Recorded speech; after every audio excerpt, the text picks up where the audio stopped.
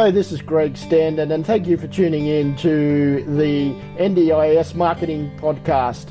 Did you know that you are just one of over 4,800 providers in New South Wales and over 18,449 providers Australia-wide, trying to assist 554,917 participants on the NDIS in Australia as of the 11th of January 2023?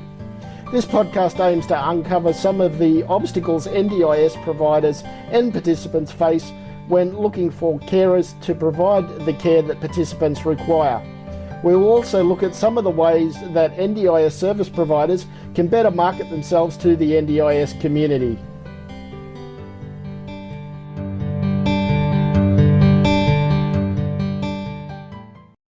Hey everybody, welcome to the NDIS Marketing Podcast. My name's Greg Standen and I'm your host. And this week we're speaking to Maria Thompson. And Maria has lived experience with NDIS as her 6-year-old son has autism. She also has 10 years experience in the industry. She's also the director of Pinionz and Matracare. Hi, everyone. She ceased using ad agencies because she found that there wasn't much value in that, and she's been doing some organic emails and postings to get results that she's not happy with. So I thought it'd be great to get her on the show and just sort of she can pick my brains on how she should start approaching her marketing for her companies. And she comes from a nursing background as well. So welcome to the podcast, Maria. Oh, hello. Thanks, Greg. Thanks for having me. Hello, everyone. That's great. So Maria, just give us a little bit of a background on, what was sort of where have you come from? Where are you at now? And where are you hoping to get to? So thanks for having me first. And I'm really wanted to be in your podcast, Greg, and you've done so well getting to know you and what your lived experience in NDIS. So a little bit about me. I came from a third world country, Philippines, moved to Australia when I was 17, basically did high school, did my bachelor's of nursing. There and then when I was studying, I've worked with children with disability. I've worked as an AIN, and this is prior to NDIS, by the way. This is before, this is still Disability Support Queensland back in the day. So when I finished my nursing degree, I really dawned to me that I love disability and I love mental health. So I went straight and specialized in mental health, got a grad. I was very fortunate to have a grad program for one of the local hospitals where we were trained after our bachelor's degree for 12 months. And from there on end, I was just doing a lot of different roles in the space in healthcare, like a ECT coordinator, case manager, discharge coordinator for the inpatient unit.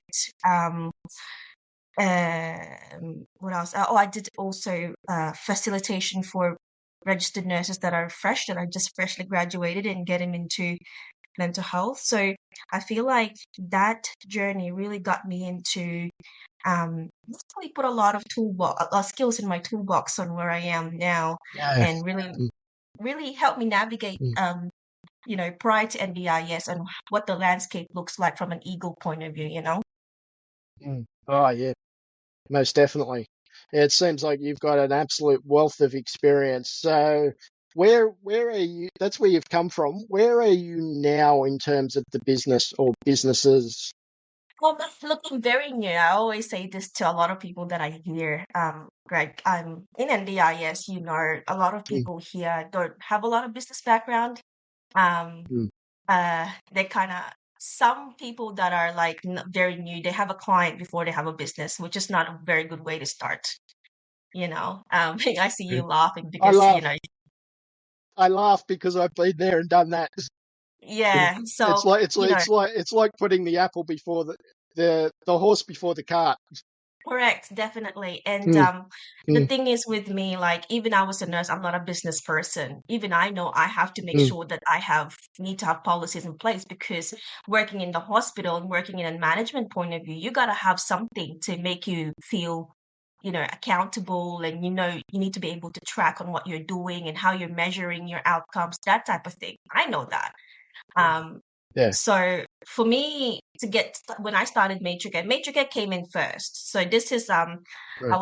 I was burning out in case management because in there we were getting bombarded with a lot of referrals. And if you work as a case manager in a public health system, you can't say no, Mm, you can't pick your people. mm, So I was getting a good mhm, handful of mm, very not very savvy patients, like forensic mm, ones, people that are doing a lot of drugs, doing a lot of criminal stuff.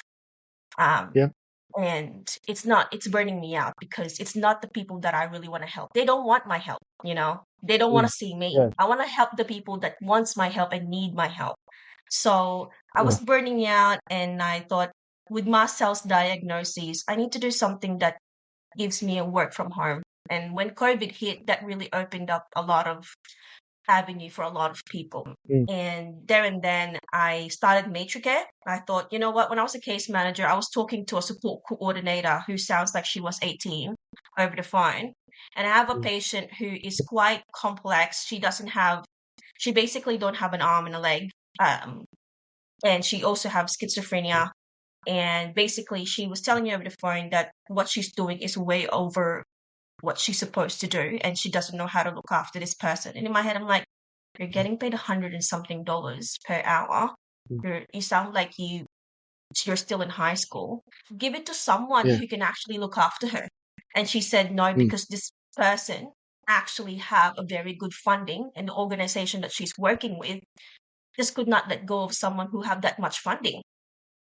mm. So And that's a big issue within the NDIS is me and my wife are actually finding because we're both on opposite ends of the spectrum in terms of NDIS funding, if you like, mm, where I'm very low needs. I yeah, only require 1 hour a day because I have a history of pressure care issues. So I just need mm, somebody to check for skin integrity and treat any issues that have yeah, arisen in the previous 24 hours. Whereas someone like my wife, who's high needs, and she needs someone 24/7 because she's a seizure risk, a choking hazard, mm, hoisting, muscular atrophy, muscular dystrophy. Yeah, you name it. SPC. yeah. And the thing At one is, stage, mm, had a peg. Um, yeah, multiple issues. and And then, what what you see what people we that probably don't have capacity to look after you guys because exactly, and that's what I was about to say. Is what big problem that we find is I keep getting told, minimum 2 hour service, so you're too low needs, we can't care for you. Whereas someone like my wife who really needs someone with a nursing background 24 mm, hours around the clock, she gets told, sorry, you're too high needs, you need to go into a home. ugh, yeah. See, that's Mm, when I had the issue when I was a discharge coordinator. This is the problem that I have when I mm, was a discharge coordinator for a local hospital. I see a lot of what we call boomerang because we mm, discharge patients who are supposedly they look very good on paper, and then the moment mm, they have the yeah, patient, they don't actually have the training. So let's say, for example, someone who is basically chronic schizophrenic, who is their baseline is, if you see them, they're quite unwell, but that's their baseline. Can't get any better than that, right? yeah, So we discharge them because they're back to baseline, but the provider can't really look after them because they're not trained. They don't know how to assess. Because they're mm, not trained, they don't have a lot of resilience. They don't have the experience. They don't have resilience. yeah, That's it. The moment the mm, participants started shouting or talking to people, even though that's their normal day to day, they start yeah. escalating it back to the hospital, and we're not treating anything, you know? Yeah, and that is exactly the situation that my wife's in, and she's so frustrated. She to the point where she doesn't know when to call an ambulance or whether Mm, to call one, or yeah, because her carers, although they may be trained, um, due to her funding level, she gets told, "No, sorry, we're here as carers, not registered nurses. If you need a yeah. registered nurse, we need to call you an ambulance." So There, we're yeah. like just recently with our SPC and issues around that. and Mm, her chronic anxiety. We've had the ambulance out here once a day for the last week, to the point where they've told us they're ready mm. to either ignore her calls or have her scheduled. That's But quite sad to hear, Greg. But you know, I yeah, see that in the healthcare space mm, too. There's a lot of, I guess, if you got to think about it this way, there was a lot of like community programs that got eaten by NDIS when it comes to funding. Because NDIS is there, mm, there's a lot of community programs that are no longer functioning. So yep, when generally when we were doing this kind of intake, we would always say, oh, you know, you have an NDIS package. That's a good mm, discharge plan. That's a good discharge outcome, even though it's technically not, because you got to think about the level of risk here.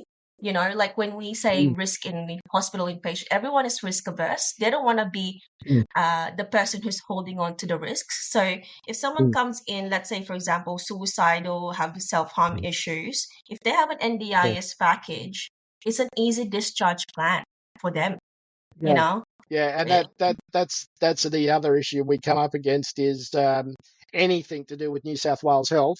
First question Mm, we get asked is like, I need podiatry as well. mm, And the podiatry clinic that I was going to at a hospital here in Sydney, mm. they actually turned around to me and said, "Oh, you're an NDIS participant. Why can't we fund this under your NDIS?" Yeah, I And I know. find that New South Wales Health try and go, well, if they're an NDIS participant, we're not going to fund it. It's all passing the buck. Mm, NDIS doesn't want to yeah, deal with it. They said it's mainstream issue, and then issue. mainstream Yep. Medicare says no, it's NDIS issue. Mm, And the problem yeah. is all this time of hooring and hiring, there's one person Mm, in the middle deteriorating. exactly. Exactly. Yeah, so that's so we've covered off where you've come from, sort of a little bit about where you're at. What's the big, hairy, audacious goal? What's your big goal Look, with those two businesses? I left Queensland Health because I want to be more with my son. And what I Right? find is that, yeah, fine, I got Matracare, I started working from home. Yeah. But very quickly I became busy to what, because Mm. that time when I left, this was 2020, 3 years ago, sounds so far away, but for me, it sounds like it's just yesterday. Um, because of what I do in my background, I was easy to get referrals. People come to me, and I got very busy very quickly. And I find myself sitting down, 12 hours in my office, but only was able to Yep. get like 6 hours of billable work. And it wasn't Right. sustainable. And I said, why did I started this in the first place? I wanted to be with my son, not be in the house, inside my house with my son, but not really with him. You know what I mean? Yeah. So, Mm. then that's how Pinions came about. I got myself a Right. virtual admin that was very helpful. Yeah. That was really help me focus on what I do most and what I love, and that is actually Yeah. helping people out and taking out the whole nitty gritty of paperwork and all that. And it really helped me. It really helped boost my business. It made me focus on what I love doing. It gave me more capacity to look after participants that I love to help. Yeah. So yeah, and I'm very pleased because now in 2024 we got a bit of a nomination for Disability Sector Awards. We've been Wow. recognized for going above and beyond. So we are going for a nomination award. Hopefully we win. I don't know. I'm keeping my hands and my toes crossed. So I got myself a leadership award for 2024 Disability Sector Awards, Mm. and above and beyond for Matracare, which is very pleasing to know. Um, Yeah. I and hope that's on your website and your LinkedIn and all your social yeah, media. it's just came out this week, so I've already started Ah. putting it in on my Facebook. I've posted Yep. my VA gave me a really nice poster um to go on my Yeah, LinkedIn. because yeah, that's good because if you start posting stuff like that, that builds your credibility, and people buy Nice, from yeah. those they know, like, and trust. Greg, we were Yeah, talking about before a lot of yeah, staff here that comes to NDIS that don't really have a lot of training. I do have a lot of yeah, colleagues that want to jump to go in NDIS, but they're very scared because they're not business person and they're so worried yeah. about the whole paperwork and stuff. And in my head, I'm like, that's the kind of people I want in the NDIS space. The people who actually have, Exactly. yeah, exactly. Like look after someone like me who have years and years of experience being a healthcare professional. you know, To put and it come in to here put and actually use their mm, skills. yeah, to put it quite bluntly, the industry needs people that actually give a shit. Yes, Yeah, look, I love how mm, so blunt you are because I'm usually quite yeah, blunt, and I this is my mm, very first podcast, so I'm actually quite held in, right, Greg. yeah, yeah. I So can go on and on. yeah, oh, me too. This is why I do what I do for a living, and why I started this podcast, because it's something that I could rave on about all day. And yeah, there's massive issues that need to be fixed, and yes, that that, but those issues are something that are way above my pay grade.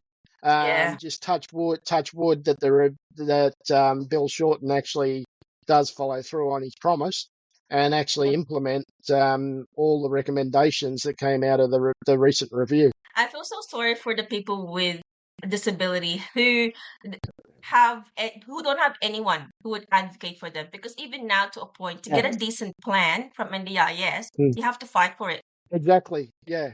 Yeah. I'm actually agency managed, and I wish I had never have gone agency managed. It has Mm, been one headache after another. Being agency managed, I wish I had have gone plan managed or something along those or lines. self-managed, Yeah. yeah, yeah. Yeah. Oh no, no. Um, Actually, when NDIS first came in, I was told, oh, so we'll put you down as self-managed.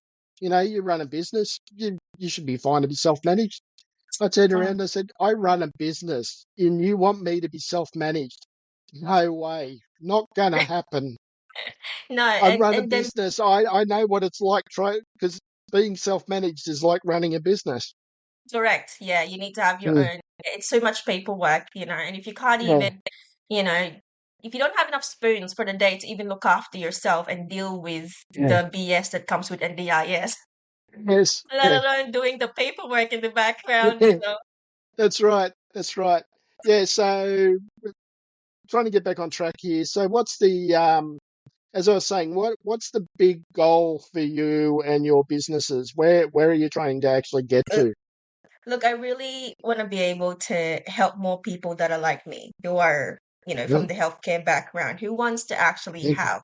be able to help people here in the NDIS space, to be honest.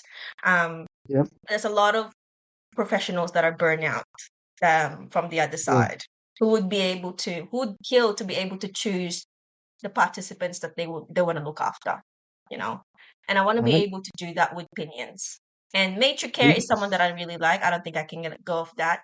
But basically, part time with Matracare, spend more time with family, and have Pinionz Yeah. going in the background to help providers like myself give the best care they can to participants in the space.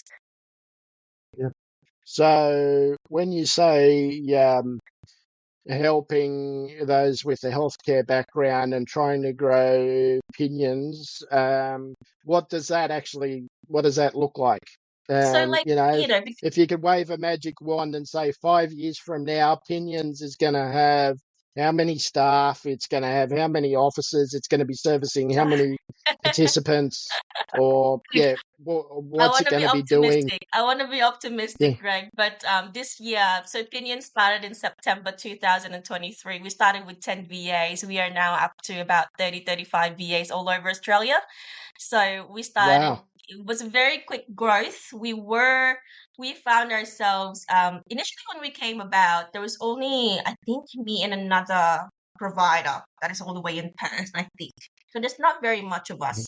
But when Opinions Yeah. came out and I started doing this is a time when I was paying an agency, a lot of money every month, by the way. And that's not even including Yeah. the Facebook postings, like the Meta Yeah. budget. I Yeah. don't know how it all works, but Right. about $5,000, $6,000 a month, down the Yeah. drain. It was a lot of money. And the Yeah. ROI, it took like a couple of months for Facebook algorithm to learn. You know what I mean? Apparently, Yep, it does. It does. It takes a while for the Facebook algorithm to yeah, actually learn what you're trying to achieve, because it works off AI. So I was crying. if you're familiar with ChatGTP, mm. or even Google is actually a form of AI. Basically, you Yeah, type something into it and it spits it out what. learns. Yeah. So what ChatGTP does, as an example for AI, you type something into ChatGTP and it then goes and searches Google and Mm, every other search engine that it can find for mm, any reference to anything that you've actually typed in, and then it just spits it out and collates it all into a coherent, rather than just giving you a list of websites like a search engine does. It actually mm. takes the information and tries to collate all that information into something that is semi-coherent. Yeah. Well, that's Mm. the thing And with Meta. that's similar to what you're saying with Meta, and Yeah. that's exactly the same way it works. Is it takes Mm, it puts your ad in, and then it looks at the statistics of people that are actually mm, viewing that ad, and it mm, tries to collate that and then put that into some sort of algorithm that mm. then distributes that out to more people eventually. And That's initially, that's there was no leads. vaguely my understanding of how Meta works. There was not a lot of leads coming in initially, though, Greg. Yeah, And when there was leads coming in, it was all very spontaneous, and there was not. And at that time, it was just me and another VA who was starting off with Pinions. Now, Pinions have a core staff where we have our own HR department, we have our operational manager, accounts department, we have IT, and we also have VoIP now as well. So you know how like as I'm telling you, there's a lot of soul traders, psychology, social worker, OTs who can't really answer their phones when they're on a session with a participant. So VoIP is yeah, something that if someone's calling them, it can be rerouted to the VA. So right, we have all of that now. So we grew very exponentially. We grew quite well in that past few months, but for the amount of money that I was paying the agency for, eventually yeah, the leads that are coming in are not very quality. They're poor quality, mm, yeah, not the type of and that clients that I look after.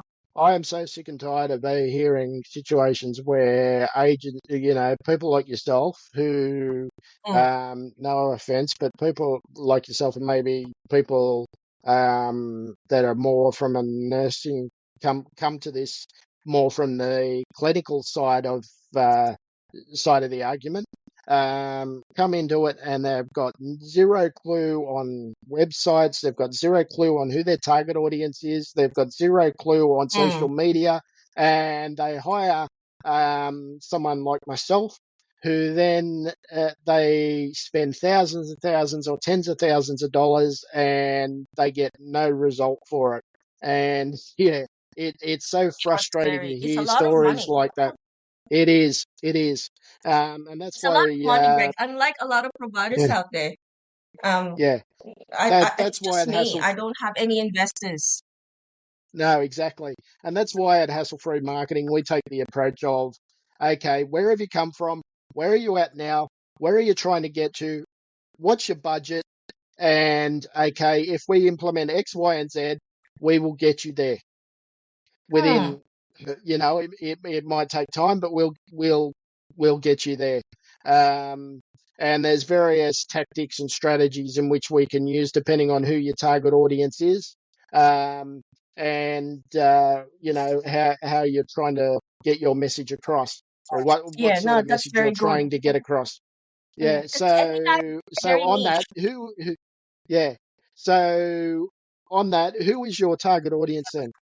At the moment, my target audience are someone like me, who's a health professional in the NDIS space, who wants to be able to help more people and actually really grow their business to, focus on what they do, or even health professionals or even NDIS business owners who want to do more for their participants or grow their business, but don't really have all that money to spend on staff and just really give them more time to do what they love best. Another thing, Right. Greg, in here is that how like I told you, in the healthcare space, you can't say no.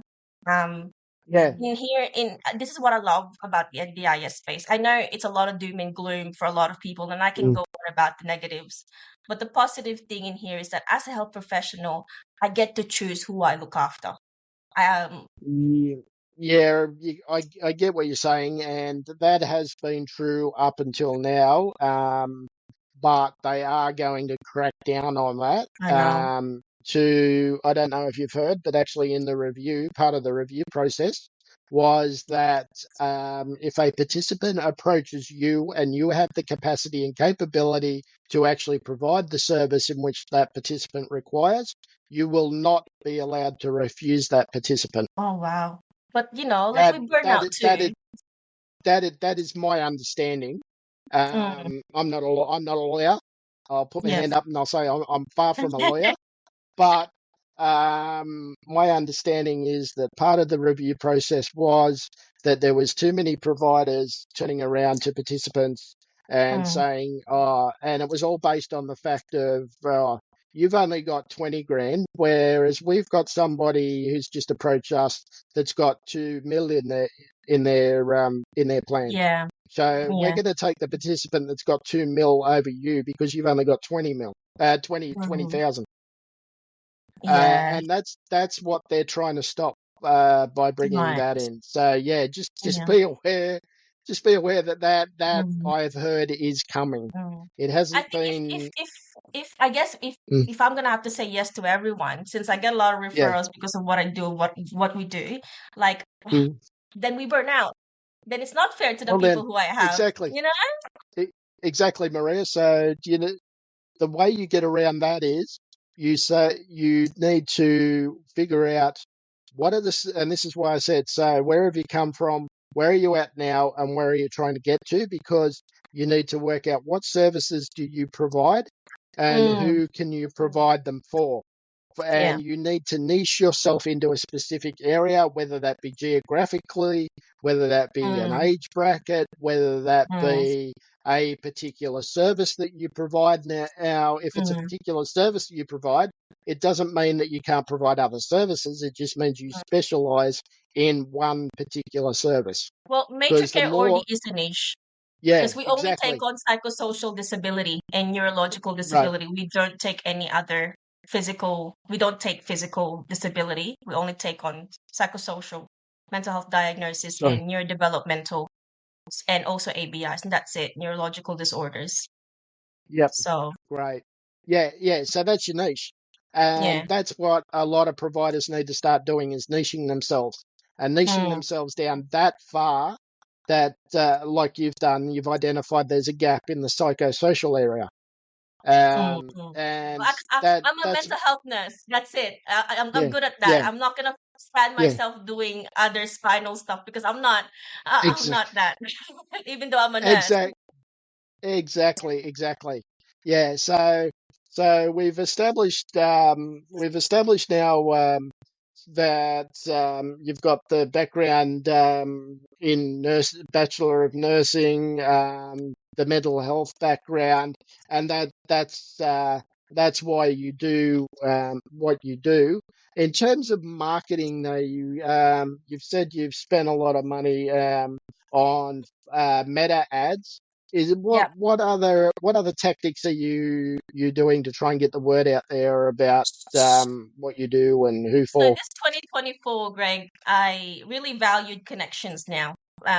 Yep, Before I wasn't really going out very much. Now yep, I am connecting to people like yourself and seeing mhm, actually a lot more people in the community. Um, yep. Also starting to get in touch with a few business coaches that I feel like it's quite aligned to what Pinions is, you know. If they get to know me Mhm. and they get to know what I'm doing for Pinions, I'm pretty sure business coaches will see how it potentially would help their clients, especially if they are in the NDIS space. I'm not sure where you're at with that in terms of actually a business coach, but there is a guy whom I'm actually interviewing this afternoon for an episode that'll be launched in a few weeks' time. He's actually a business coach to NDIS providers. So Mm, anyone who's actually interested in trying to find themselves a business coach, you can look up Paul Bryan. I think I've It's heard about him. Yeah. Bryan. and he actually specializes in business coaching for NDIS providers. Yeah, that's what I would And wanna that's what I'm mm, connecting with now. Like this, I find myself in yeah, 2024. That's where I want to go, where I want to connect with yeah, more people like him and more people with yep, like-minded, the way they're niching. So, yeah. yeah. Yeah, the problem there is unless they're within your need or within your target audience, there's no point. I find, and I actually got myself into the habit, well, of just networking for the sake of networking. Mm, Um, and there's another business coach that I have called Wilson Luna, mm-hmm. and he commented once that if you are the smartest person in the room, you need to get the hell out of the room. Yeah, yeah. Mm. Go for people who give you more value. Yeah, definitely. Exactly. If you are the smartest person in the room, you're in the wrong room. Mm, And that's the smartest piece of advice that I have ever heard. And ever since then, mm, I I always aim to put myself in, if I'm going to go into a business coaching sort of relationship arrangement. Um, I either want somebody who's going to teach me a whole of a lot more than what I already know, mm. and that I'm open to learning that from, or Yes, somebody who actually is already servicing my target audience. that's And awesome. when it Thanks comes for to that. when it comes to any marketing strategy, you always need to think who same as what I did with you earlier. Where does my target audience come from when they come to me, and then where do they go once they leave me? Mm, mm. So yeah, think about the 5 degrees of separation, I think it's called, Yeah. whereby you think, okay, this is what I do. This is what I specialize in mental health. Mm, Okay, so people who need mental health, psychosocial support that I offer, where would they come from if they were looking for that? And then once I've actually got their services in place, where do they go to? mm, mm, And mm. contact those people. That's fantastic. Thank you so much, Mm, Greg. I, yeah, I really value that. And the thing is, yeah, not everyone think like even though like I'm a book reader and I've read a couple of yeah, books about, businesses and all that type of stuff. It's getting that into mm, play because you need to have the type of personality to a flair, I guess. You know? yeah, yeah, yeah. And that all comes down to building know, like, and trust as well. Yeah. In terms of, not there's this mentality out there too, especially in the NDI space, where oh, everybody's my target audience. I say, Mm, who's your target market? mm, And they go, oh, everybody. No, not everybody is your target no. market, because not everybody. You're not going to want to be able to work with everybody, and you're not going to be able to help everybody. So you need to find those that are actually a good fit for you, because if you take on a participant that is going to be a nightmare, that Mm, you can't help, or that you can't work with, you're just mm, setting yourself up for disaster. yeah. And Definitely 100%. they will eventually leave, and Mm, you don't know who they know, and then who they know, and who they know, and who they know, and yeah. who they know, and they will Yeah. go and make your name mud if you do not Definitely. take care of their needs. Mm. Definitely. No, I hear So you, Greg. Mm, that's why you need to specifically niche down. Now, yeah. when we need to think about wrapping this up. So, what sort of other marketing tactics or strategies have you been using that have either been working well or not working so well? The working well is the connection, definitely the connecting Yep. part. Mm, Not so well is your cold emails. Not very good. Because you don't know, there's a lot of like the market is so saturated. A lot of these people too don't have a very good descriptions on their website. It doesn't give you a lot of information. yep. So really niching that Okay. down is very difficult. Um, Yep. and you don't want to spam people, definitely. Yeah, Not very exactly. And I was going to say on that, you need to be, if you're going to start cold emailing people, that's an extremely old tactic, and you really need to be aware of the your responsibilities around the Direct Commerce Act and the Anti-Spamming Act, and there are a whole bunch Yes. of laws around that whereby there has to be some sort of implied consent before you can Mm, actually send an email. So correct. I generally recommend taking the approach of actually making some sort of cold call connection first, either direct message on LinkedIn or actually making a phone call to get Mm. the consent, to the implied consent to actually send the email. That's awesome. Yeah, and Mm, that's happening now. Like I have a salesperson who's doing the calls yeah, now, which is good, and able yeah, to, when the lead comes through on our Facebook or any other avenue like LinkedIn, we have someone who will be yeah, able to generate that lead. Sorry, like yeah, nurture. That's what they call it. Nurture the lead. yeah, yeah. So, what's your, in terms of marketing, what's your budget? At the moment, I'd probably say about a good $1,500, and that's including meta ads. And hopefully to grow from 35 to nearly 50 VAs in the next coming month. That's my trajectory, and I'm giving my sales guys that 50. that target. And obviously, In, someone who will do sorry, ROI as well. yeah. So 35 to 50 VAs in how long? By next month, by February. By Feb. Okay. Look, by the Wow. end, like my last agency did it by an hour.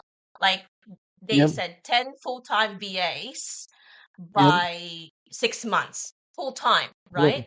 But they were only Yeah. able to achieve not even half of that. So we Yep. had 15 VAs, but not doing the full-time hours. Fair So enough.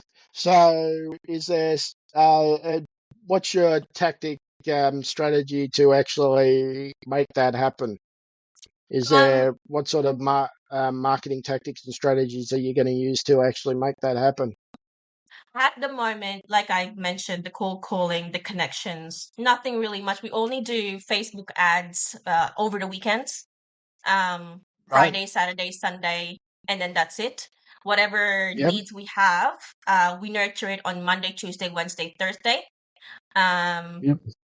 and that's kind of how we've been dealing it for the past 2 months, basically. Right. Okay. Have you thought of any other tactics or strategies that you would try? For example, Hmm. maybe billboards.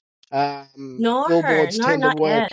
Yeah, To be honest, yeah. I don't think I can Well, afford it yet, Brent.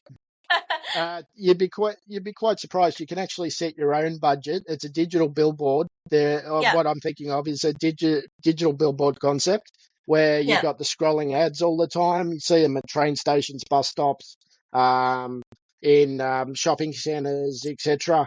Mm, And I recently ran 3 campaigns: one in Liverpool, one in Parramatta, yeah, and one in Penrith. and it And worked well. they cost me. I had a budget of $600 for each Mm, campaign, mm, and each campaign reached about 1,000 odd people, not or over bad. 1,000 people. Mm, And each ad cost me probably 15 cents an ad on average. wow. Oh yeah, don't get me Yeah, started with the click. Oh my gosh, per click is like seven yeah. dollars something at some point. Oh, per, Oh per wow. click is ridiculous. Yeah, Mm, yeah, And yeah. you get bots clicking on your ads and not really generating anything too. Yeah, there's also, some of the other strategies that you could look at would be personalized handwritten cards, Yeah, whereby there's a company called Send Out Cards who yeah. will actually, if you send them um, an outline of the message you're trying to get across to somebody, they will actually Mm, put that in a handwritten card. mm, When I say handwritten, the font they printed in makes it look like you actually wrote it. And in yeah. this digital world, this digital age, it just gives that personal touch of, oh wow, these people actually took the time to think of me, to actually put something in an envelope, go to the post office, put a postage stamp on it, put it in a mailbox, and have it sent to me, What card? as Like opposed to what just card do sending they? me as opposed to just sending me an email. So it's just a little note, basically. Yeah, yeah, you can just put a little note in the card. Wow. No, I Mm, love that. I love that idea. I like yeah, that. I might and take that then on board. Thanks. yeah, then you've obviously got streaming ads. You know, when you're Mm, watching something on KO or Seven Plus or 10 Play or one of those, yeah. um, you've got the ads that come up in the shows. They're called Mm. streaming ads, and you could run one of those ads for as little as $2 a day. What about sponsorship? Sorry, $2 per ad. What sponsoring events, Greg? Is that Yeah, a thing? I feel like it's a lot of expensive though. yeah, that's another thing, but that depends on the organization that you're aligning with, Yeah. as to whether, yeah, but that can be quite expensive. Mm. There's also industry specific magazines in which you can Sponsor. Yeah. advertise in as well, Yeah. and that they can be quite effective. Okay. Thank you for Yeah, that, so Greg. um, in wrapping up, is there anything else that I could help you with? Did you have any questions for me? Oh, wow. This is such a learning experience, Greg, and I'm Mm, really, really keen to keep in touch and get yeah, like help everyone, and guess yeah, this is me, Maria from Matracare and Pinionz, and yeah. only starting, but I feel like I'm gonna be here for a long time. I want to be Yes, here for a long yeah. time. And you will be, Maria. Um, so, yeah, as I said, in wrapping up, is there any other questions or No, concerns no, that no, you that have around marketing that you were wanting to that's ask me? it. That's Yeah, that's a lot that I've all learned right. from you, Greg. Thank you. Yeah, that's okay. So, Maria, if people are wanting to learn more about you and what you do and how you can help, what's the best way for them to contact you? So 1-300-283-016, that's Pinion's number. Or Yep, that's it if you need a virtual admin for your NDIS business. And for yep. Matricare, it's just come to www.matricare.com.au or send us an email at admin@matricare.com.au. Great, fantastic. Well, this has been very insightful in terms of the work the great work that you're doing with those two organisations. And so, if people want to get in contact with you, they can. And next week, people will be having another episode where we'll be talking to more NDIS providers, guys. And we look forward to you joining us next week.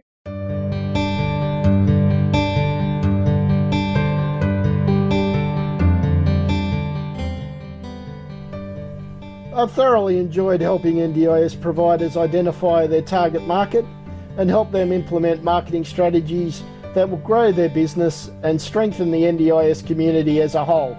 So if you're struggling with your marketing strategy, reach out to me by email, greg@hasslefreemarketing.com.au, to book a strategy call. You'll also find more about our services, and don't forget to download our 101 Ways to Market Your Business from the bottom of the homepage.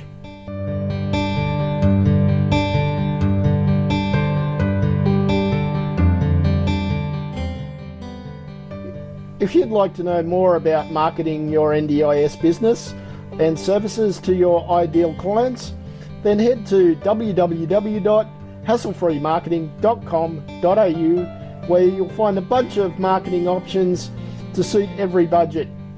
Register your email address at the bottom of the homepage to receive our list of 101 ways to market your NDIS services.